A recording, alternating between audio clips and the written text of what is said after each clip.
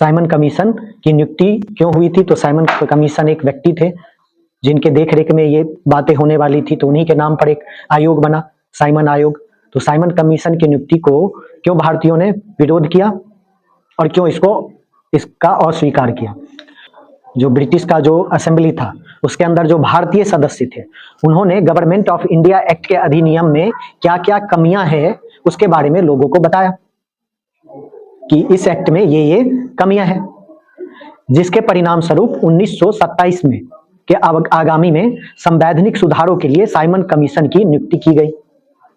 कि जब भारतीयों ने कमियों को दिखाया तो उस कमियों की सुधार के लिए 1927 ईस्वी में साइमन कमीशन की नियुक्ति की गई। इस कमीशन में 7 सदस्य थे और इसके अध्यक्ष सर जॉन साइमन थे। सर जॉन साइमन थे इसके अध्यक्ष। सदस्य कितने थे? 7 थे। अध्यक्ष भी कौन थे? सर जाइमन, ब्रिटिश ही थे। लेकिन विरोध किस बात की हो रही थी? क्यों कर रहे थे भारत के लोग इसका विरोध, इस कमीशन का?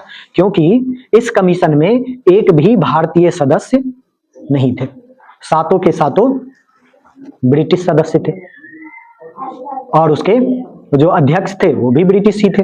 तो फिर भारतीयों की जब बातें ही नहीं सुनी जाएगी वहां पे, तो फिर इस कमीशन में भारतीयों के लिए वो क्या अच्छा देगा?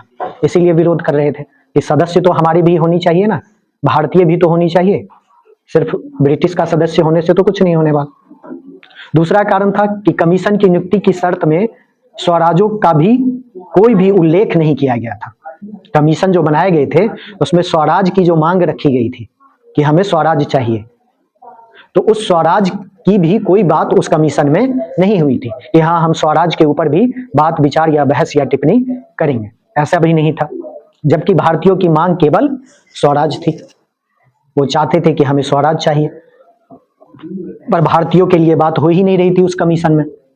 सारे सदस्य भी ब्रिटिश के और उसका जो नेतृत्व करता थे वो भी ब्रिटिश के ही थे, सर जॉन साइमन।